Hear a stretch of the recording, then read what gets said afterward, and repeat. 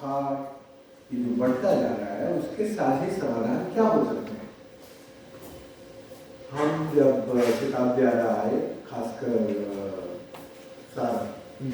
सारण आए, तो वहाँ के कलेक्टर के साथ बातचीत करके हमने थोड़े making bridge, building the bridges, राज और समाज के बीच में कैसे पुल बन सकता है पर्यावरण के सवालों पर, पानी के सवालों पर।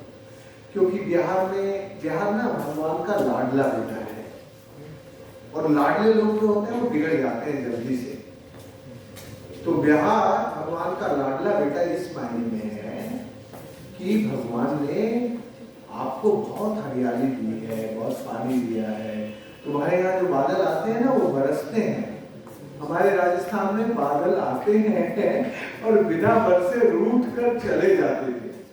हमने पिछले 38 सालों में बादल रूठ ना सके, वो अब हमसे रूठ कर ना चले जाए, ये काम हमने किया है। तो मैं आज जल जीवन हरियाली और एक सामाजिक कार्यकर्ता, एक पत्रकार, एक अधिकारी कैसे काम कर सकता है मिलकर, उसकी भूमिका क्या बनती है, उसके लिए बहुत स्पेसिफिक एक आप जिसको अपनी आंखों से देखकर रियलाइज कर सकते हैं कि हम, हमारी जो जल जीवन हरियाली है वो भी इसी तरह है जिस तरह पर ये बात।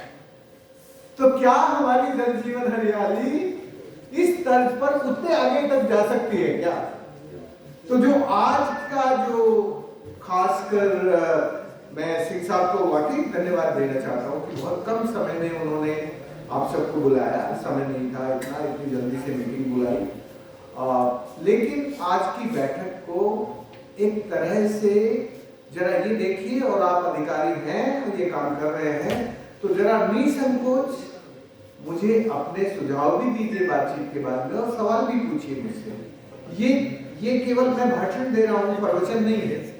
ये एक अच्छा संवाद है जिसमें राज और समाज दोनों मिलकर कैसे साझे काम कर सकते हैं, उसकी संभावनाएं तलाशने की ये बैठक है। और ये संभावना तलाशने के लिए सिंह साहब ने आपको बुलाया। तो मित्रों, मैं शुरू करता हूं। आज पूरी दुनिया वो जलवायु परिवर्तन का संकट है जिसके कारण तीसरा वर्ल्ड वाटर वॉर होगा। अभी कैसे होगा उस पर मैं समय नहीं लगाना चाहता, वो बाद में आपको समझ में आ जाएगा। लेकिन इस वर्ल्ड वॉर की सिचुएशन में बिहार जैसा समृद्ध राज्य जिसके पास अच्छी बारिश है, लेकिन पॉपुलेशन डेंसिटी महाराष्ट्र से 3 गुनी, राजस्थान से 10 गुनी ज्यादा है। तो यदि हम पॉपुलेशन डेंसिटी को सामने रख के बात करते हैं तो फिर हमें समझ में आता है कि फिर भी इस कोरोना में बिहार में इतनी मार कोरोना की क्यों नहीं हुई? जबकि पूरा देश त्रस्त था, तब भी बिहार में कोरोना की मार दूसरे राज्यों के शहरों के मुकाबले नहीं हुई। क्यों नहीं हुई? कोई बताएगा? बिहार में कोरोना की मार इतनी ज्यादा क्यों नहीं हुई कि जो जैसी दूसरे राज्यों के शहरों में हुई? उसका एक बड़ा कारण ये है कि आपके राज्य का जो विकास का रास्ता हुआ, उस विकास के रास्ते में उतना लालच नहीं था जिससे वहां की सारी नदियां पोल्यूट हो जाए और अंडरग्राउंड एक्यूफर ओवरड्राफ्ट हो जाए। आज भी आपके यहाँ के अंडरग्राउंड एक्यूफर कुछ ओवरड्राफ्ट है, लेकिन आपकी सिचुएशन इतनी खराब नहीं है जितनी पूरे भारत की सिचुएशन खराब है। पूरे भारत में 72% अंडरग्राउंड एक्यूफर्स ओवरड्राफ्ट है। अभी बिहार उतनी क्राइसिस में नहीं है। इसलिए दोस्तों, अब हमें ये देखना है कि राज्य और समाज जल जीवन हरियाली जैसे काम को अपना मानकर कैसे काम कर सकता है। Next slide. नेक्स्ट।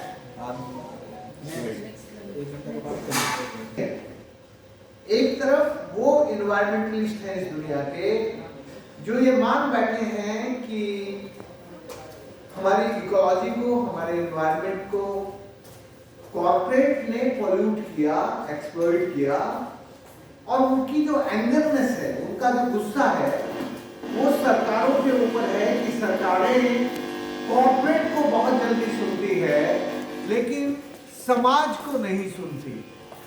ये जो एंगरनेस है, ये जो गुस्सा है पूरी दुनिया के एनवायरमेंटलिस्ट का, इसके कारण यूएन और जो भी नेशनल गवर्नमेंट्स हैं उनके बीच में ब्रिज नहीं है। वो सब अलग अलग रास्ते पर हैं, एक दूसरे को अपना दुश्मन मान बैठे हैं। इस दुश्मनी के कारण हमारी धरती का संकट बढ़ रहा है। हम चाहते हैं, हमारी ये यात्रा चाहती है कि ये जो टेंशन है आपस में, राज और समाज के बीच जो दूरियां हैं, वो कैसे ब्रिज की तरह बिल्ट हो, वो कैसे एक साथ मिले। क्योंकि इसमें भाई बड़े से बड़ा आदमी को भी यदि जिंदा रहना है तो वो जलवायु परिवर्तन के संकट से मुक्ति नहीं पा सकता। उसको भी वही चैलेंज फेस करने पड़ेंगे जो वहां के एक आम आदमी को चैलेंज करते हैं। इसलिए इनके समाधान हमें मिलकर ढूंढने होंगे। इसका समाधान हमें साझे में ढूंढना होगा।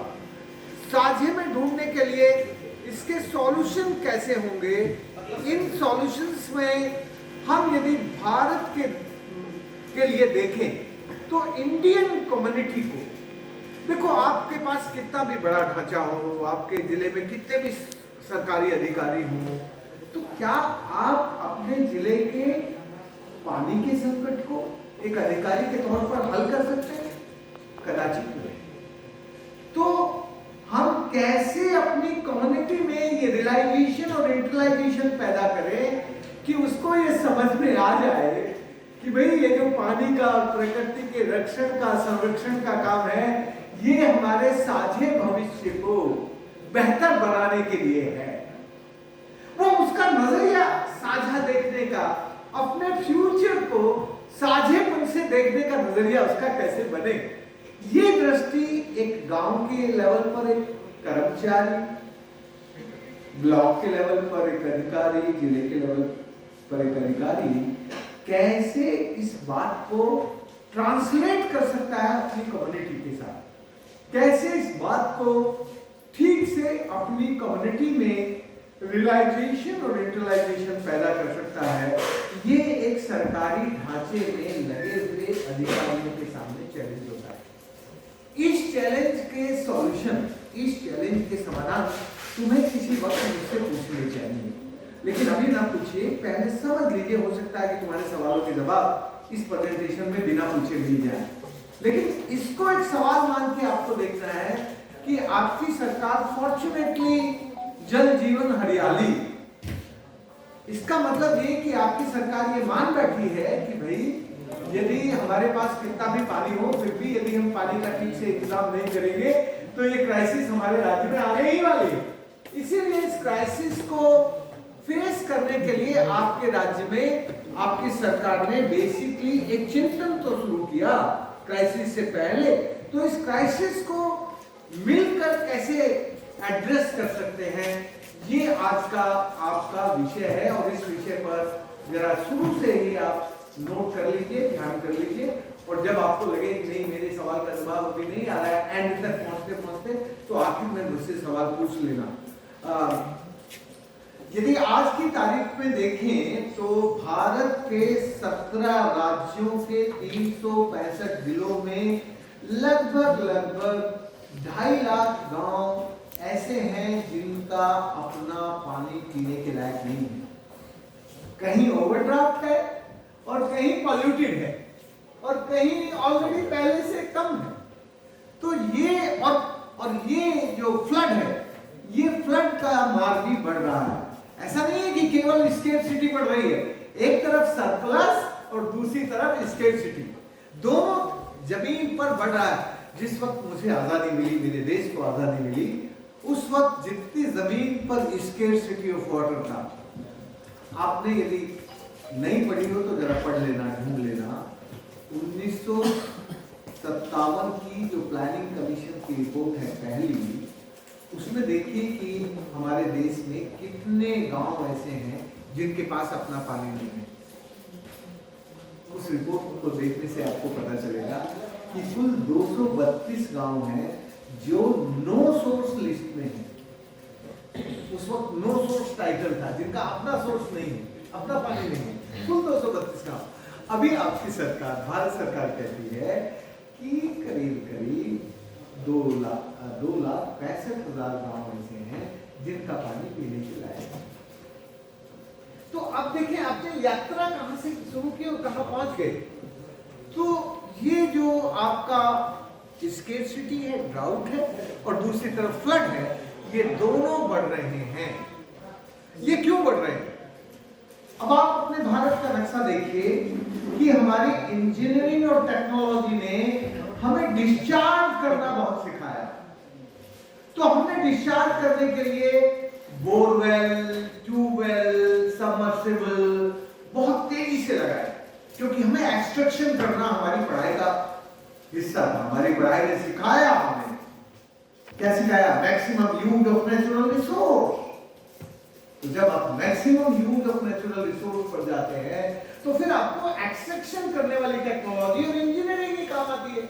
और वो जो इंजीनियरिंग है वो केवल और केवल एक्सट्रैक्शन सिखाती है, nourishment of nature, nourishment of underground aquifer, recharging the aquifer आपको नहीं पढ़ाती। इस देश में एक यूनिवर्सिटी नहीं है जो हमें नेचर का नरिशमेंट पढ़ाती है। केवल और केवल maximum use of natural resource पढ़ाती है, और उसका परिणाम है कि भारत आज 72% एरिया ओवरड्राफ्ट है। ओवरड्राफ्ट की डेफिनेशन ये है कि जितना आप रिचार्ज कर रहे हैं उससे ज्यादा डिस्चार्ज कर रहे हैं। तो जब रिचार्ज और डिस्चार्ज का बैलेंस ठीक नहीं होता तो हमारी धरती की हेल्थ खराब हो जाती है, हमारे अंडरग्राउंड एक्वीफर खराब हो जाते हैं, और हमारी मिट्टी का मॉइस्चर वगैरह सब गड़बड़ हो जाता है। तो दोस्तों, आपका जो रिजर्व बैंक ऑफ इंडिया है उसकी करेंसी से केवल कितना हुआ वो उससे काम नहीं चलेगा। असली रिजर्व बैंक आपका ये है। असली रिजर्व बैंक है सर हमारा वाटर बैंक। तो जब इस कंट्री में वाटर बैंक नहीं रहेगा, वाटर डिपॉजिट नहीं रहेगी, तो हमारा फ्यूचर क्या कहां जाएगा वो हमें समझने की जरूरत है। हमें ये भी समझना होगा कि ये क्यों हो रहा है ऐसा। ये इसलिए हो रहा है कि हमने साइंस को और टेक्नोलॉजी को दोनों को अलग अलग कर दिया है। टेक्नोलॉजी और इंजीनियरिंग पढ़ाती है एक्सट्रैक्शन, और साइंस हमें समझाती है सिचुएशन। तो हमारा इंजीनियर अब किसी साइंटिस्ट के साथ बैठ के ये कोशिश नहीं करता कि हम सूरज को पानी की चोरी करने से कैसे रोकें, हम कैसे अपने फिक्स डिपॉजिट को रिचार्ज करें, कैसे हमारे अंडरग्राउंड एक्वीफर सेव रहे जिससे मेरा किसान खेती कर सके। हमारा इंजीनियर केवल डैम डिजाइन करता है, डैम की प्लानिंग करता है, साइट सिलेक्शन करता है, एग्जीक्यूशन करता है, सारी एनर्जी वो बस उस पे लगा देता है। वो कदाचित नहीं सोचता कि इंडिया में एवोपरेशन लॉस कितना है, एवोपरेशन लॉस को कैसे कंट्रोल करें।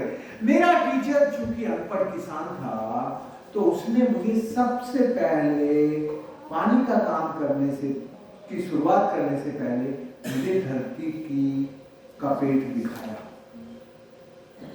सबसे पहले ये जो लेदर बॉक्स होता है, आपके यहाँ उसको मोट कहते हैं, हमारे यहाँ उसको चरस कहते हैं। चरस चमड़े का बैग होता है जिसमें कुएं से पानी निकालते हैं। तो मुझे चमड़े के चरस में बैठा के जो 150 फीट गहरे कुएं सूखे थे उसमें पटक दिया, और फिर निकाल के पूछा, राजेंद्र कहीं देखा रहते थे कुएं में भाई? मैंने कहा काका ये कुएं में तो ऊपर से नीचे तक सीधी सड़क है। इसको अंग्रेजी में कहते हैं, जियोहाइड्रो साइंस में कहते हैं कन्फाइंड वर्टिकल फ्रैक्चर। जहां कन्फाइंड वर्टिकल फ्रैक्चर होते हैं वहीं आपको पानी के डिपॉजिट मिल सकते हैं, अन्यथा धरती में डिपॉजिट जो सब सरफेस के डिपॉजिट्स हैं वो आप फॉर्चुनेट हैं कि आपके पास सैंडी दोमट मिट्टी है, इसलिए पोरोसिटी है, तो रिचार्ज हो जाता है। तो आपके पास जो वाटर बैंक है वो थोड़ा दुआबा वाला, थोड़ा बड़ा अलग तरह का बैंक है। लेकिन मैं अपने इलाके का जो प्रत्यक्ष स्लाइड है वो दिखा रहा हूँ। हमारे यहाँ जो डैम नंबर 1 देख रहे हैं उसके नीचे कन्फाइंड वर्टिकल फ्रैक्चर्स हैं।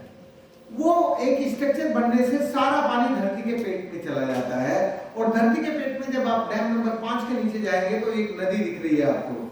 उस नदी के साथ जो हमारे अंडरग्राउंड एक्वीफर्स हैं, वो जो वाटर बैंक है वो हमारे रिवर के फ्लो के साथ जुड़े होते हैं। रिवर का जो पानी है वो ग्लेशियर से नहीं आता। तुम्हारे बिहार में गंगा का गंगा जल एक बूंद नहीं आता है, एक बूंद नहीं आता तुम्हारी गंगा जी में गंगा जल।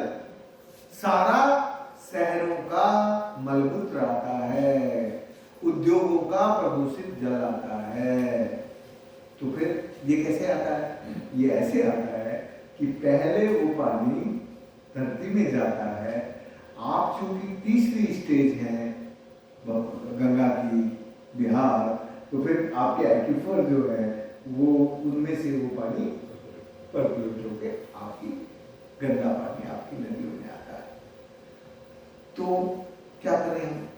हमें ये समझना होगा अभी भी कि जब आप जल जीवन हरियाली की योजना पे बैठे हो तो मेहरबानी करके केवल इंजीनियर ना बैठे, उसमें 9 लोग बैठे, इंजीनियर और जो आपके जियो हाइड्रो साइंटिस्ट हैं, आपके जो वहाँ के सोशल वर्कर्स हैं, आपके जो वहाँ के इकोलॉजिकल वर्कर्स हैं, आपकी जो कम्युनिटी है जिसके लिए आप काम कर रहे हैं, वो और वुमेन, महिलाएं।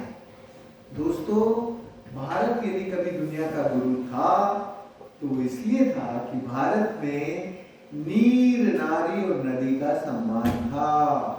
नीर माने लाइफ, जल माने जीवन, नारी माने जो जन्म देती हो। वो जन्म देने वाली धरती माता हो सकती है, वो जीवन देने वाली नदी हो सकती है, नदी भी जीवन देती है। तो ये जो जननी है उसका भी हमारे देश में सबसे ज्यादा सम्मान था एक जमाने में। और नदी हमारे जीवन के लिए cultural flow, social flow, financial flow, the all flow related with नदी। इसलिए भारत के लोग नीर, नारी और नदी, इन तीनों को बहुत अच्छे से समझते थे।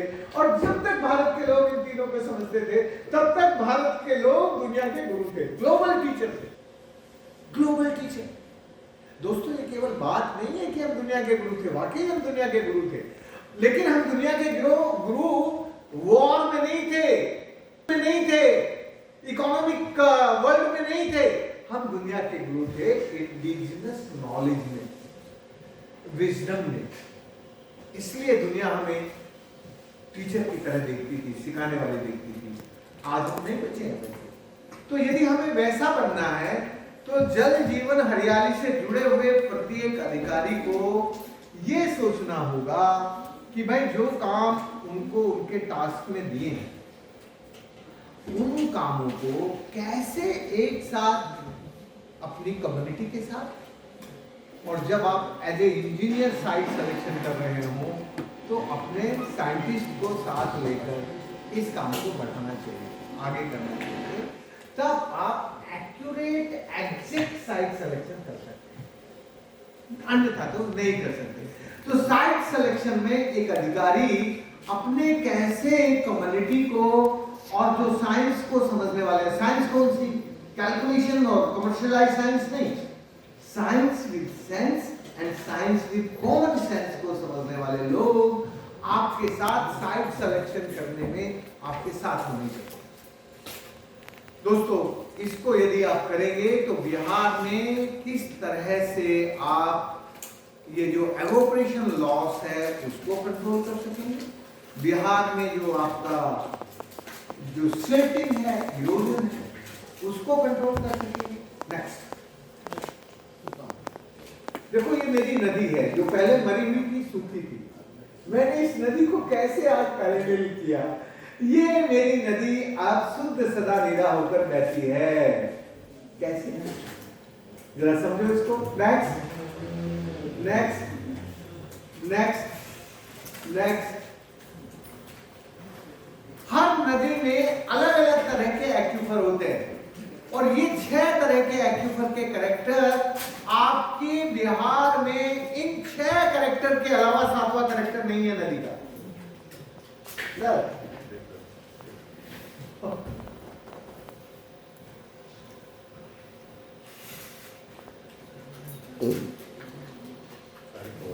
सारे कवर्ड है ना, एग्जैक्टली। तो मैं यही कहना चाहता हूं कि यदि आप अपने गांव को पानीदार बनाना चाहते हैं तो केवल गांव के बारे में सोचने से नहीं काम चलेगा। वहां की जो एग्रो इकोलॉजिकल क्लाइमेटिक डाइवर्सिटी है, उस डाइवर्सिटी की अंडरस्टैंडिंग करके तब आप एग्जीक्यूट करेंगे तो आप रियली सॉलिड काम कर सकेंगे। इस काम को करने के लिए केवल डेवलपमेंट के स्लोगन से नहीं चलेगा। डेवलपमेंट का जो स्लोगन है वो हमें बहुत ग्रीडीनेस पैदा करता है हमारे दिमाग में। तो हमें क्या करना है दोस्तों? मुझे अच्छा लगा जब मैं आपके मुख्यमंत्री के साथ बात कर रहा था तो उन्होंने अपने आप चला के मुझसे कहा कि राजन भाई आपके पर्चे में एक बात बहुत अच्छी लिखी है जो मेरे दिल के बड़ी करीब है। मैंने कहा क्या? उन्होंने कहा ये प्रकृति सबकी जरूरत पूरी कर सकती है पर एक भी आदमी का लालच पूरी नहीं कर सकती। तो मैंने कहा भाई जब आप ये कर रहे हैं, जब आप ये जानते समझते हैं तो आप अपने अधिकारियों को भी यही सिखा दो।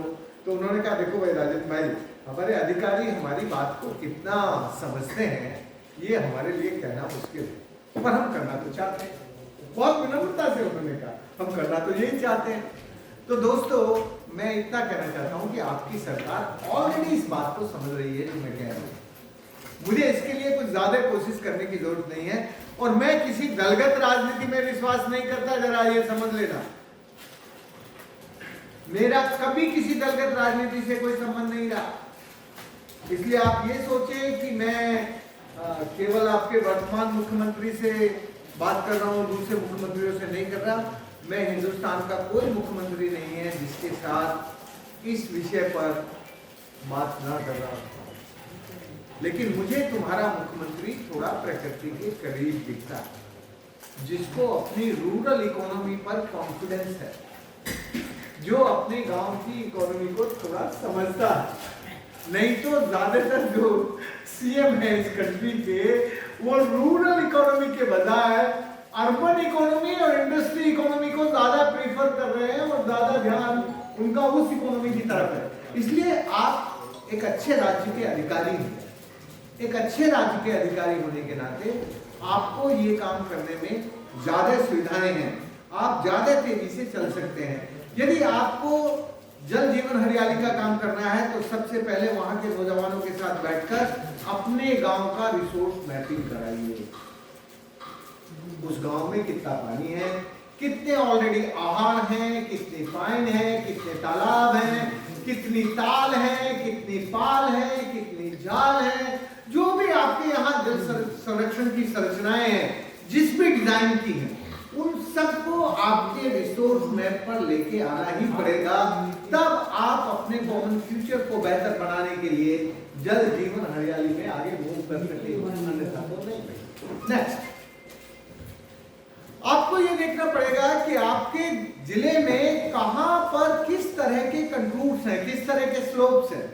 आप फॉर्चुनेट हैं, आपके यहाँ स्टीप स्लोप्स नहीं है। मेरे यहाँ अरावली में बहुत स्टीप स्लोप थे, तो जहां स्टीप स्लोप होते हैं वहां हम उल्टे बांध बनाते थे। ऐसे क्यों बनाते थे उल्टे बांध? क्योंकि पानी बहुत तेजी से आता है तो बांध को तोड़ देता है। तो हमारे पास तो सब आयरन स्टील नहीं था, ना सीमेंट था, हमें तो लोकल मटेरियल में सब बनाना था। तो हमने उसके नेचुरल डिजाइन को चेंज कर दिया, पलट दिया। बजाय पानी का दबाव पाल पे पड़ने के, पानी का दबाव दोनों साइडों में चला जाएगा और बांध जो है इसको कहते हैं हम हिंदी में उल्टा बांध। तो हमने उल्टे बांध बनाने शुरू किए। हमें ना स्टील की जरूरत हुई, ना सीमेंट की, ना कंक्रीट की, और पैसे की भी जरूरत नहीं हुई। और वो एक भी बांध हमारा, हमने 11,800 बांध बनाए, एक नहीं टूटा। और हमारे यहाँ अब बहुत अच्छी बारिश होती है, आगे बात करेंगे। नेक्स्ट, जहां आपके बिहार में बहुत सारी जगह नेचुरल डिप्रेशंस हैं, जहां आपको नेचुरल डिप्रेशन मिल रहे हैं वहां आप कॉनकेव डिजाइन को यूज कर सकते हैं, कॉनकेव जिसको अर्धचंद्राकार कहते हैं। नेक्स्ट, जहां आपको जेंटल स्लोप्स मिल रहे हैं वहां आप सीढ़ी स्ट्रक्चर बना सकते हैं। इसलिए आपको सदैव धरती के स्लोप्स को, कंटूर्स को ध्यान रखना पड़ेगा। नेक्स्ट दोस्तों, मैंने कहा कि हमने कुल 11,800 स्ट्रक्चर बनाए, जिनके कारण 2.5 लाख कुएं रिचार्ज हुए। कितने? 2.5 लाख। और स्ट्रक्चर कितनी है? कुल 11,800। और दोस्तों, हमने एक भी आर्टिफिशियल कुआं रिचार्ज नहीं किया, एक पैसा खर्च नहीं किया कुआं रिचार्ज करने के लिए। तो ये कुएं कैसे रिचार्ज हो गए बताओ? ये कुएं इसलिए रिचार्ज हो गए कि ये अंडरग्राउंड फ्रैक्चर्स के ऊपर बने थे और हमने जियो हाइड्रो साइंस को ठीक से समझा। हमने वहां के जो एक्यूफर मैपिंग थी, अभी तो आपके पास फॉर्चुनेट है कि बिहार के पास एक्यूफर मैपिंग ऑलरेडी है, हमारे पास तो एक्यूफर मैपिंग भी नहीं थी। आपको मैं कह रहा हूं ना, आप फॉर्चुनेट हैं, तो आप थोड़ा एक्यूफर मैपिंग को जरा समझना शुरू करिए और देखिए कि आप जो सरफेस पे काम कर रहे हैं वो सब सरफेस पर और अंडरग्राउंड और डीप अंडरग्राउंड लेवल पर किस तरह से उसका रिश्ता है, उसको जोड़कर जब आप काम करेंगे, हमारे 2.5 लाख लोगों के कारण 17 लाख युवा लोग जो गांव छोड़ के चले गए थे वो वापस आके अपनी जमीन पर खेती करने लगे। कितने? ये सुन के डर नहीं लग रहा आपको? कितने? 17 लाख।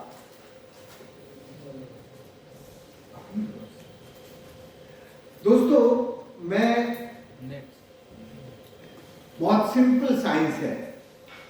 साइंस क्या है कि जब आप सारे चारों लेवल पर, 4 लेवल होते हैं हमारी धरती में, एक होता है सब सरफेस, उसको हिंदी में कहते हैं अधोभूजल। अधोभूजल कुओं से खाली होता है, हमारे कुएं केवल अधोभूजल को खाली कर सकते हैं, सब सरफेस को। फिर होता है भूजल, उसको हमारे ट्यूबवेल खाली करते हैं। फिर होता है